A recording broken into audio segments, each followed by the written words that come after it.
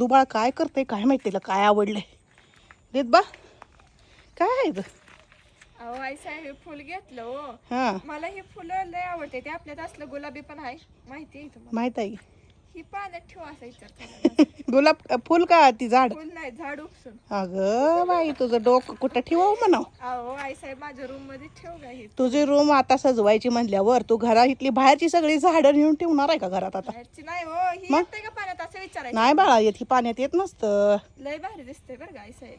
ती छान दिसतंय पण ती मला लय जमिनीत आवडतं. आणि जमिनीतच याचं काय होतंय माहितीये का हा आता रात्र झाली की असं पूर्ण ही होते कळी बनते आणि हा आणि परत दुपार हाय असं उमलतंय.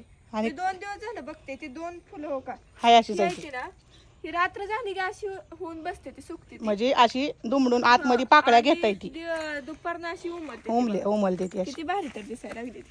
मस्त पैकी आहे बरं का. पण ती बाळा आपल्याला एक दिवशी ही सगळं त्याच्या साईडचा कचरा काढायला लागणार आहे बरं का. आणि हो इथं पण तुळस आली छोटीशी. काय तुळस दाखवायला लागला तुम्ही तुळस काय कधी नाही काय बघितली कोणा. अगं तुळशी सारखं श्रेष्ठ झाड कुठलं सुद्धा नाही. आणि तुळशीपासून तुला चांगलं असं आरोग्य ठेवलंय माहित आहे का. मी तुळशी लावल्यामुळं त्याचं काय नाही झालंय सगळं बस का.